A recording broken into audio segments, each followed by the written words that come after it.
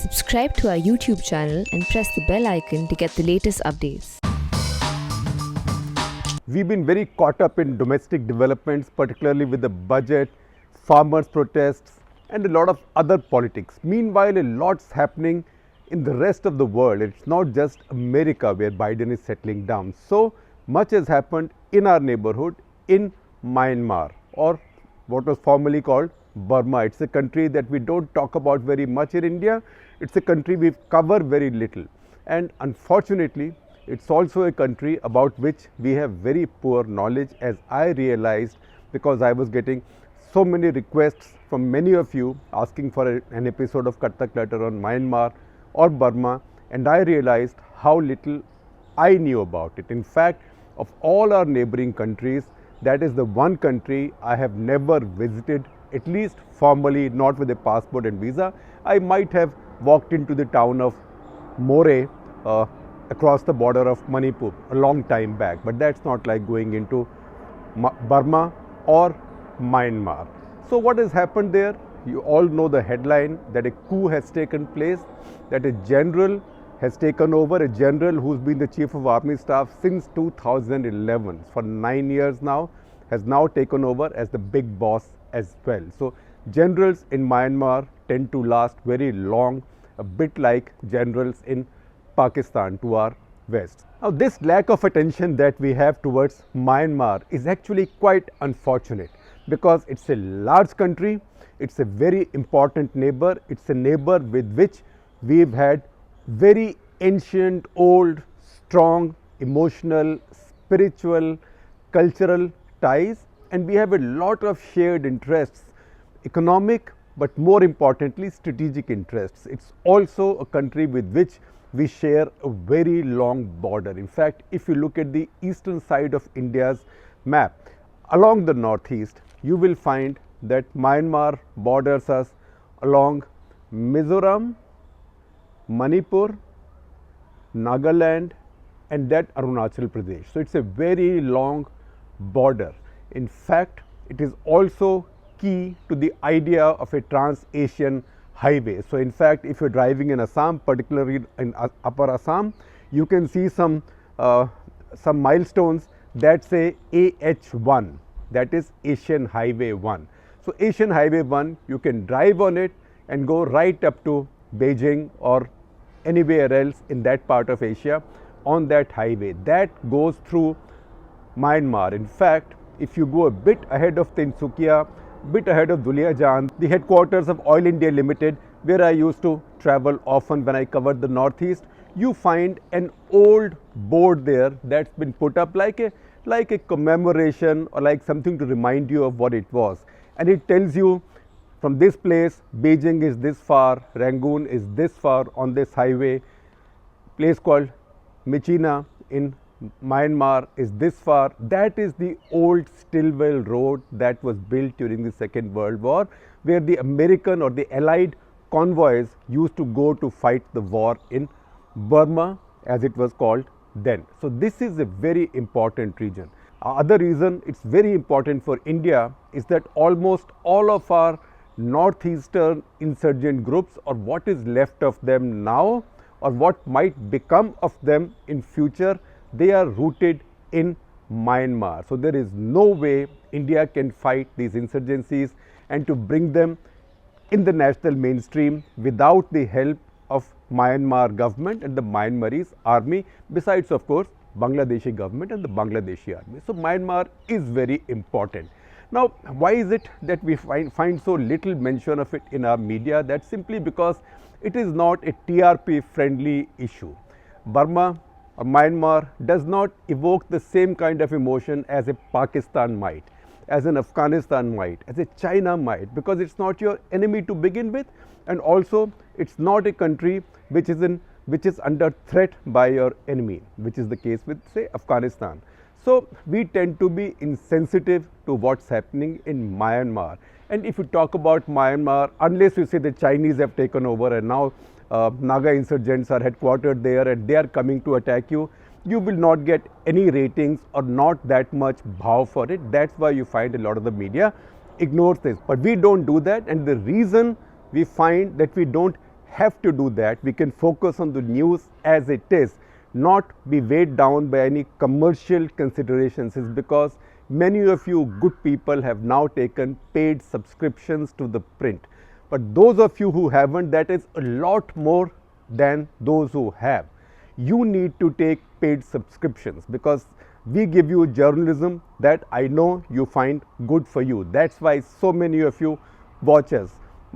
My previous episode of Cut the Clutter on the union budget has been watched nearly 500,000 times by now. So you find this useful and you find this wholesome. So please do pay for what is good for you. We are not appealing to your sense of philanthropy. As I keep saying, we are appealing to your sense of self-respect. You like to eat something, you pay for it. You like to drink something, you pay for it. You like to watch a movie, you pay for it. So this is journalism. It's good for you. It's unhyphenated.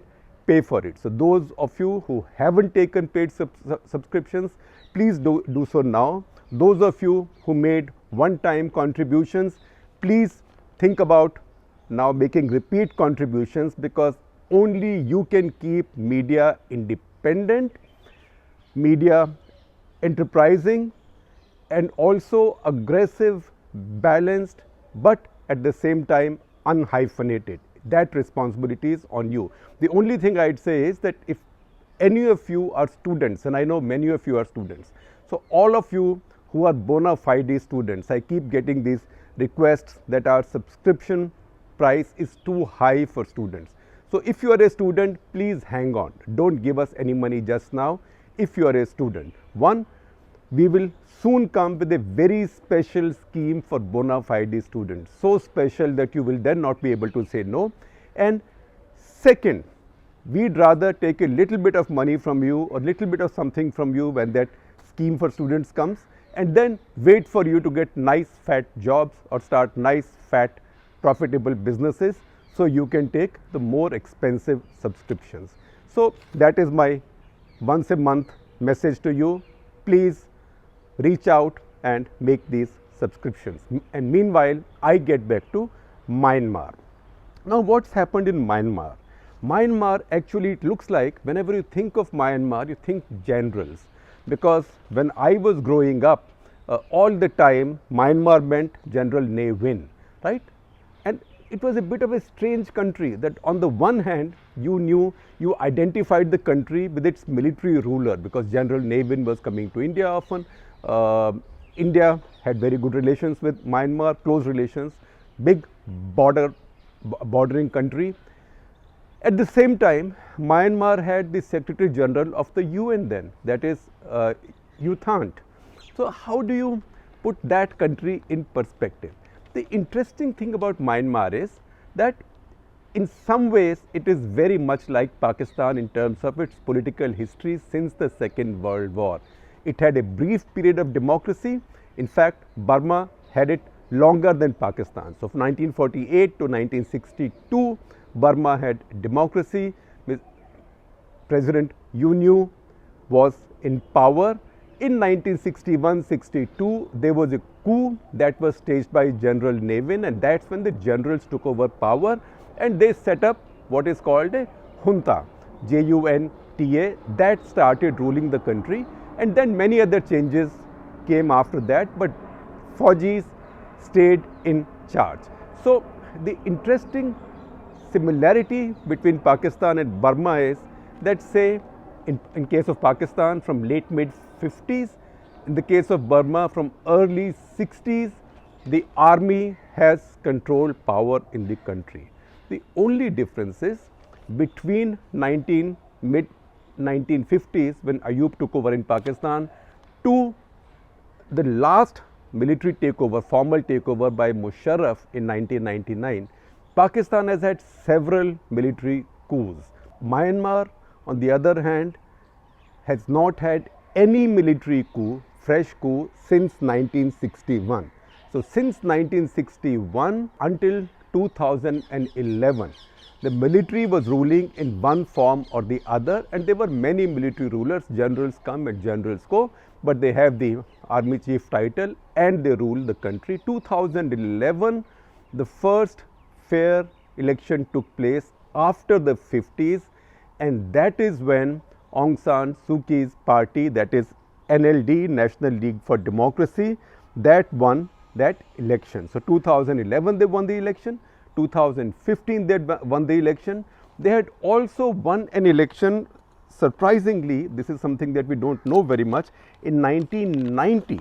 And 1990, because 1988 there was a big campaign for a new constitution, etc. They won the election, but at that point the army denied them power because we said we don't trust you. So the last army junta that was ruling Myanmar was called SLORC, State Law and Order Restoration Committee or Council. So SLORC, SLORC. So if you have a recollection, think back, a lot of the headlines then used to be SLORC general said this, general heading SLORC that said this. So they did not allow Aung San Suu Kyi to take over in 1990, but 2011 that change came.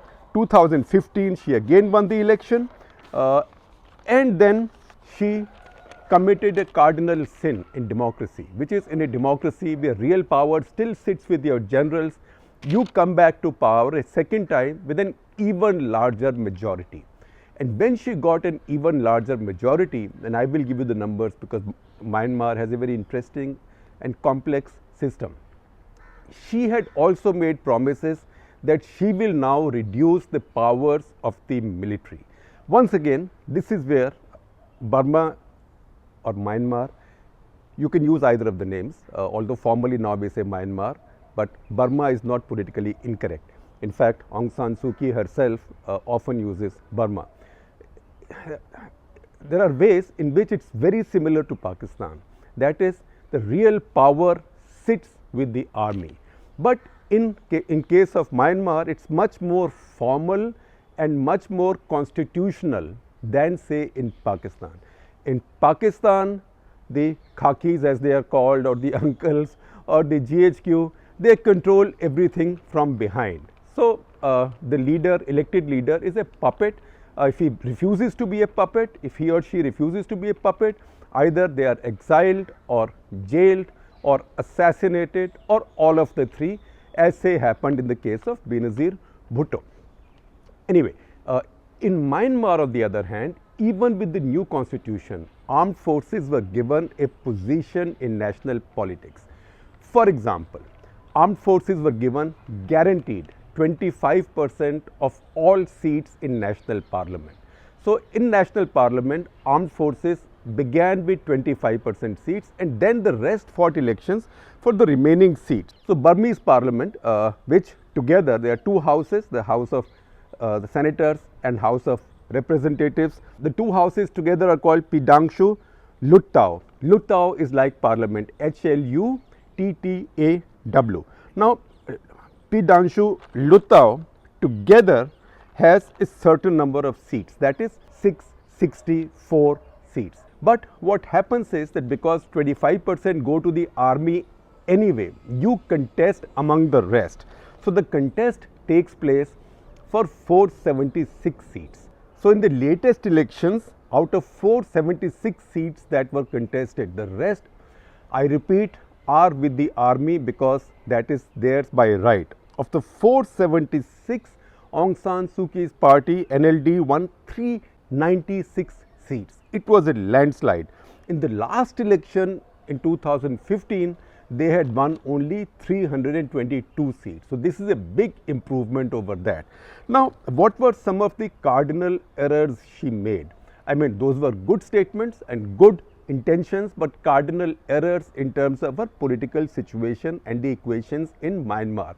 So just as Nawaz Sharif at one point said in Pakistan that what kind of a system is this? Some powers are with the army, some powers are with the elected government. If we are the elected government, all power should be with us, all power should be with the army. So expression he used was a beautiful expression. It's a very Punjabi expression, adda titar, adda bater, that our system is half a partridge, half a quail. So it should either be a partridge or a quail. So the moment he said that, people who understand Pakistan better knew that his goose was cooked. So while he was talking about quails and partridges, his goose was cooked because there is no way his army would allow that question to be raised. Now, she tried something similar here in Myanmar. She said when she comes to power, she'll amend the constitution and she will progressively reduce the army's guaranteed seats in parliament. So, she said she'll do it now to 15% from 25%. So, after 2020 elections, she will reduce it from 25% to 15%. After 2025 elections, Myanmar will reduce seats reserved for the army to 10% and after 2030 to 5%, which means it's essentially a 10-year agenda for getting the army completely out of the political and the power system. That is something the army did not want, would not accept, because whatever it is, they think they own the country, and this is a democracy running at their sufferance. Because even when Myanmar came up with the new constitution, it was based on the peculiar principle, and I am even afraid of mentioning it because you don't want bad ideas spreading, and bad ideas can spread very quickly. Bad ideas can spread more quickly than the COVID virus. So, the principle nevertheless that Myanmar followed in their new constitution was disciplined democracy. Once again, I hark back to the Pakistani situation. Ayub Khan in Pakistan, because when dictators rule for too long, then they like to bring in some kind of pretense of democracy, some faltu democracy. So, Ayub also had talked about guided democracy. Zia had talked about partyless democracy. Musharraf tried to bring in a democracy which was not technically partyless, but where the only party that mattered was his own party, or what was jokingly called the king's party. So, dictators do that, particularly dictators who are serving for a decade or so. In this case, this army had accepted some kind of democracy because there were global pressures for democracy, but it was not even half a democracy, because real power was the armed forces, 25% of the seats here. The army chief got his own tenure extended. He was retiring at 60, that was retirement age. He had his tenure extended by 5 years. So, in 65, this year those 65 years were ending, he would have been chief for 10 years, and he didn't want to give up even now, because he was afraid also that if he retires now, then the global demands for action against him, or his trial for human rights abuses against Rohingyas in the Rakhine state of Myanmar bordering Bangladesh and very close to Mizoram as well in India, he will be charged under those crimes, and he wasn't quite sure that at that point Aung San Suu Kyi will go and defend him as much as she had defended Myanmarese army at the UN Human Rights Commission earlier, because by that time then, once he was not the chief, equations would have changed. So, he came in. You had seen these warnings Tuesday, Wednesday, Thursday, 3 days. There were some little notices from the armed forces and the rest that they don't like what has happened. And Feb 1, the day of the budget in India, and that is maybe one reason why this story lost the limelight or got even less limelight that it would have got, is because Feb 1 was also the day the new parliament of Myanmar to convene. In this new parliament, Aung San Suu Kyi's NLD had 80% seats. The army did not want it. Then what did the army do? The army learned, bad guys learn from bad guys. So, the army in Myanmar learned from Donald Trump in Washington, and they also figured that they should get a bunch of people collected who will say election was stolen and then storm this and that. And similarly, just as Donald Trump had started saying this election was stolen, machines were wrong, from where did these votes come, the army in Myanmar started saying that electoral rolls were rigged, that nearly 86 million people had their names figuring in different electoral rolls in different cities, could have voted again. But although, mind you, this election was supervised by global agencies, NGOs, who all certified it to be a fair and clean election. But jiski lathi, uski bhains. and in this case the lathi is with the army. So the army said, we don't want this election. They took a chapter out of Trump's playbook, got in some crowds of activists. In fact, if you see those videos and pictures, many of these so-called activists have earpieces of walkie-talkies or any or communication equipment in their ears, further confirming the impression that these were army's people. So Aung San Suu Kyi was arrested, and Senior General Min Aung Hlaing, H-L-A-I-N-G. So Senior General Min Aung Hlaing, now in the 10th year of his leadership of the army, took over power. Not only did he took over power, he also removed the acting president, who was also arrested or detained, and in place of him appointed another general as acting president. So that is then a big change. In fact, the statement that the army made while taking over was quite touching, and I will read just one sentence from it. It says, although the sovereignty of the nation must derive from the people, there was a terrible fraud in the voters list, and this election result could not have promised the country a stable democracy. So what is the general's answer to a stable democracy? Take over and send democracy out of the window. So what they've done is they've imposed emergency for a year, and they've said, we'll decide in the course of a year what we will do. Now they are also smarting, because it's not as if they did not have a dog in the race or a horse in the race.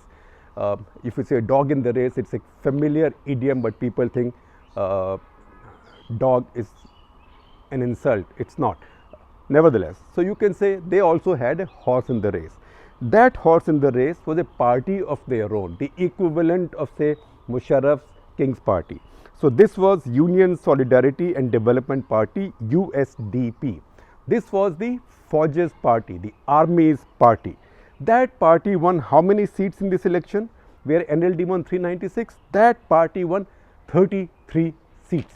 So in fact, all these global agencies who supervised the election, they said that even if you take out all the votes that the army says were double counted or that should not have voted, even if you take all of those out, even then Aung San Suu Kyi's party wins by a very large majority. So what are you talking about? The only thing that you're talking about is that, look, be reasonable, do it my way. If you are not, then I will replace you.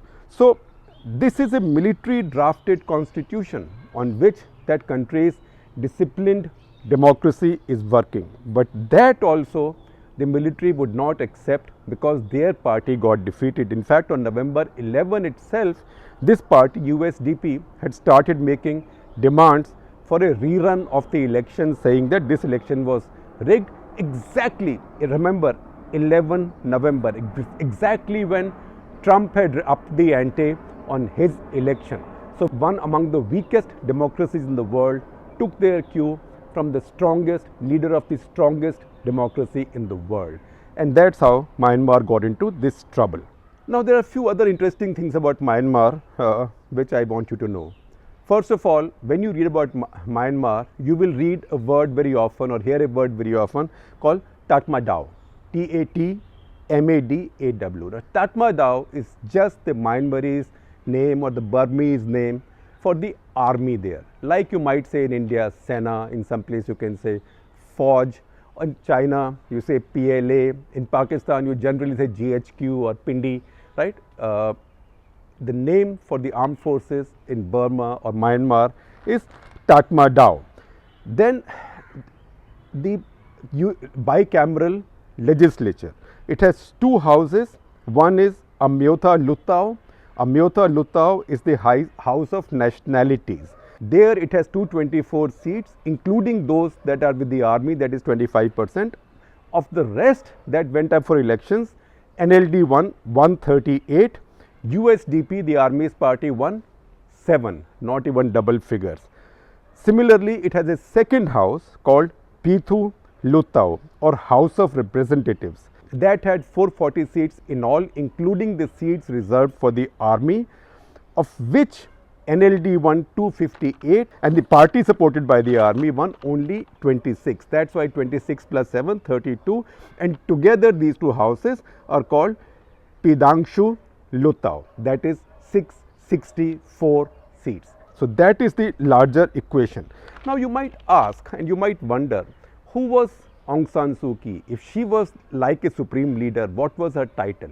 Her title was nothing. Her title was state councillor. That's like saying a minister. Why? Why wasn't she the president? That's not because, like Sonia Gandhi, she did not want to be the prime minister and she thought she'll run the government from outside.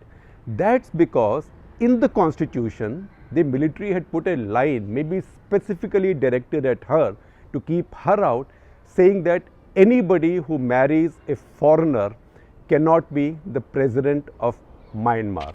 Now, in case of Aung San Suu Kyi, who many people in Delhi know, she is a graduate of LSR, Lady Shri Ram College in Delhi.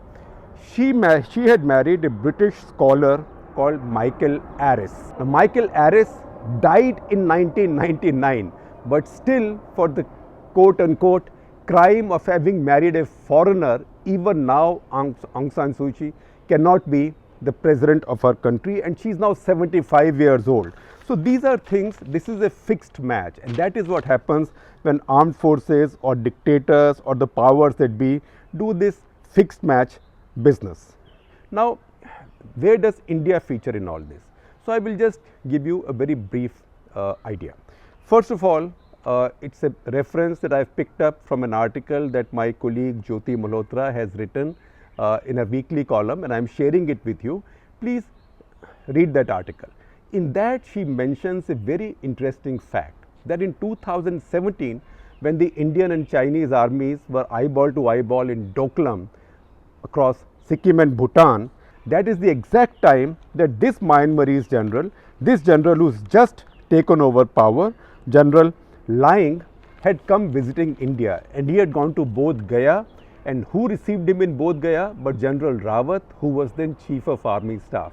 After that, he was ceremonially taken to many Indian military installations, and he came to Delhi and he met the Prime Minister, Defence Minister, External Affairs Minister, National Security Advisor. So he was given almost like the kind of respect that India would give to a head of state, because everybody knew who has real power in Myanmar. Then in November last year, just this November, while this tamasha with the Chinese was on in Ladakh, India's Foreign Secretary Harsh Shringla, and also India's Chief of Army Staff, General Manoj Mukund Narawane, both went to Myanmar and they met the Burmese top brass, that is essentially the Burmese military brass. So once again, it was an acknowledgement that military to military contacts with Burma are very important, because they are the ones who can be described as the powers that be. Now, the other thing that you see, as Jyoti says in this article, she says the great game of the East is now opening out, which means the Chinese must be doing something here. Because if you look at the map of Myanmar, then a large part of Myanmar, particularly in the east, the Shan region, borders China, the Yunnan province of China. And in the past, there has been a history of Shan insurgencies, a brutal fight back or suppression by the Burmese army, and at one point several lakhs of these Shans had escaped from Myanmar into the Yunnan province of China. So that tension continues, and also through the decades the Chinese have been arming a lot of the insurgent groups in East and North Burma. North Burma or North Myanmar is important for us in India because those provinces border us, that is Kachin, Chin, Shan states. All those states border us, and that is where a lot of our insurgent groups, Mizo, Manipuri, Naga, most importantly, also some Alpha were also based, because that was also a kind of not a liberated zone but anarchic zone. And if you want to read more about that, you have to read books by a scholar journalist called Bertil Lintner, who I am very fond of and who I have followed very closely all these decades. So Jyoti in her article mentions his book, which is titled Great Game of the East, but also read one of his more recent books, that on the India-China situation, called China's India War. You know why? Because Neville Maxwell had earlier written a book called India's China War, where he put all the fault at India's door for 1962. Bertil Lintner wrote a reply to that. That's an aside, but read also his book, The Great Game of the East, to understand what's happening right now in Myanmar. But also India is now selling Myanmar quite a bit of military hardware, 105 mm artillery, simple light artillery guns, rocket launchers, radars, mortars, gunboats, and now lately even lightweight torpedoes. So these are the big stakes that India has there. But the biggest stake of all, is called Sittwe. You will see it on the map, Sittwe. Now Sittwe is a port, and as you can see, it's a very strategically located port in the Rakhine province of Myanmar. That is exactly the province in which Rohingya trouble is going on, although that's in a different area, that's way to the north in the same province though.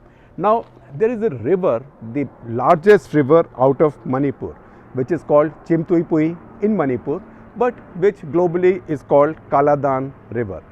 It's a long river. It originates from a district in Myanmar, then comes into Mizoram, flows through Mizoram and flows through all of Myanmar, and Sittwe is the place, Sittwe is the capital of Rakhine province. Sittwe is where it empties out into the sea, into the Bay of Bengal. Now that is where India has built a large deep sea port, and that's a port that India is going to be operating in a couple of months. It looks like the work on the port will be over. Now the important thing is, it's through that port that India is also hoping to connect its northeastern region to a seaboard, because then goods can come through this river from Mizoram and go straight into sea freight.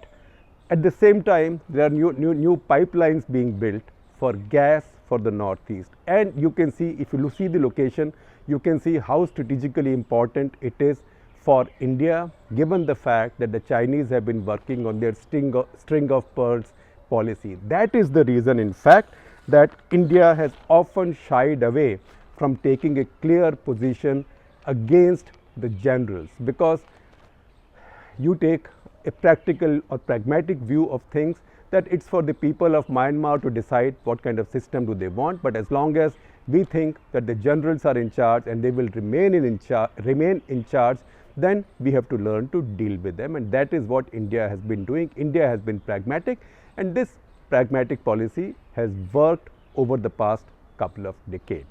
So with that, we come to the conclusion of this episode of Cut the Clutter. But remember something that I said earlier on, unless you take paid subscriptions, we cannot keep it going. So pay for what you like.